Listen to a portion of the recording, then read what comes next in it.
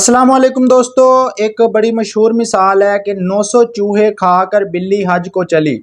आकिब जावेद ने पिछले 2 सालों के अंदर कोई 5 से 6 कप्तान खा लिए। 5 से 6 कप्तानों की बलि उस बंदे ने चढ़ा दी और अब जो अगला मोहरा है वो बाबर आजम है और अब बाबर आजम के कंधे पर रखकर बंदूक चलाई जाएगी।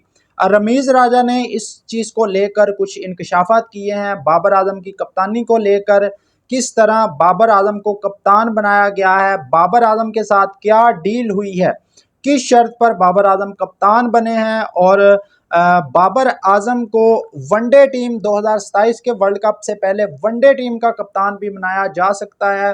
बाबर आजम किस शर्त पर वनडे टीम के कप्तान बनेंगे, सारी डील फाइनल हो चुकी है। इसके बारे में आपको आज की वीडियो में बताते हैं।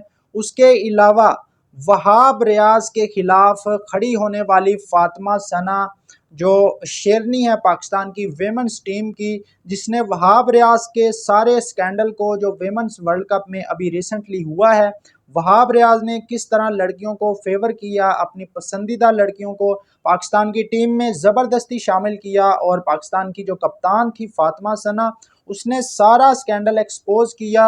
अब फातिमा सना को वहाब रियाज के खिलाफ बोलना महंगा पड़ चुका है। वहाब रियाज जो इस करप्ट माफिया का बेनिफिशरी है, जिसको एक नौकरी से हटाकर दूसरी नौकरी पर लगा दिया जाता है, दूसरी से तीसरी, मतलब हर जगह नाकाम होता है और उसको चेंज करके दूसरी जगह पर लगा दिया जाता है। तो वहाब रियाज के खिलाफ फातिमा सना को बोलना महंगा पड़ गया है। फातिमा सना के लिए हमने आवाज़ उठानी है। जो ज्यादती है फातिमा सना के साथ, सच बोलने की के बदले में जो ज्यादती की जा रही है वो ज्यादती बंद होनी चाहिए।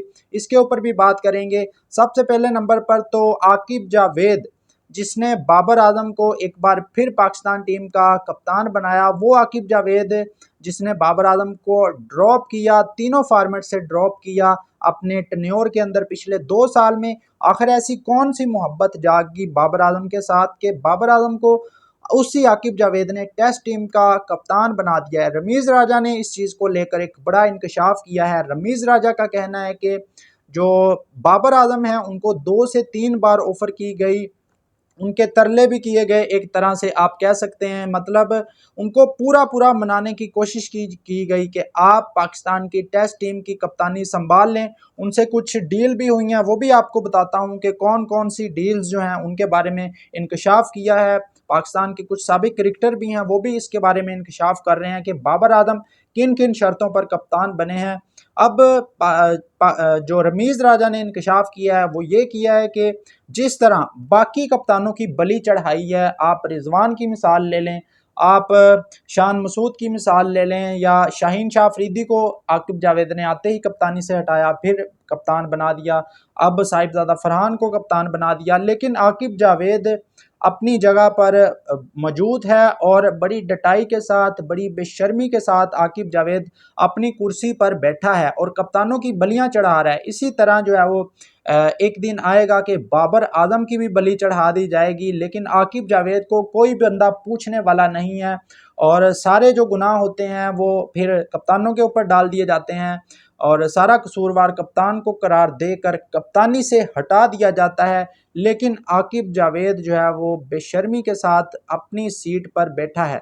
बाबर आजम का भी मिसयूज किया जाएगा। एक बार फिर आकिब जावेद ने अपनी कुर्सी बचाने के लिए, अपनी नौकरी बचाने के लिए बाबर आजम का सहारा लिया है और मोहसिन नकवी को जो है वो सब्ज बाग दिखाए हैं कि सर अब जो है वो सारे मसले हल हो जाएंगे पाकिस्तान का जब कप्तान बाबर आजम बनेगा। अल्लाह करे पाकिस्तान की टीम बेहतर हो जाए, लेकिन बाबर आजम का भी क्या मिसयूज किया जाएगा। जो रमीज़ राजा ने बातें की हैं, क्या बाबर आजम को भी इसी तरह जलील करके निकाला जाएगा जिस तरह पहले 2 बार जलील करके निकाला है, या पाकिस्तान के बाकी कप्तान जो हैं उनको आकिब जावेद ने निकाला है अपनी कुर्सी बचाने के लिए? क्या बाबर आजम के साथ भी यही सलूक किया जाएगा? कमेंट बॉक्स में आपने लाजमी बताना है जो रमीज़ राजा ने बातें की हैं। उसके अलावा बाबर आजम किस शर्त पर कप्तान बने, बाबर आजम के बारे में कामरान अकमल ने भी इंकशाफ किया है कि बाबर आजम जो है वो तीनों फॉर्मेट खेलना चाहते हैं और ये डील हो चुकी है बाबर आजम की कि बाबर आजम T20 फॉर्मेट भी खेलेंगे। उसके बगैर बाबर आजम ने कप्तानी एक्सेप्ट नहीं की। बाबर आजम T20 फॉर्मेट का हिस्सा होंगे।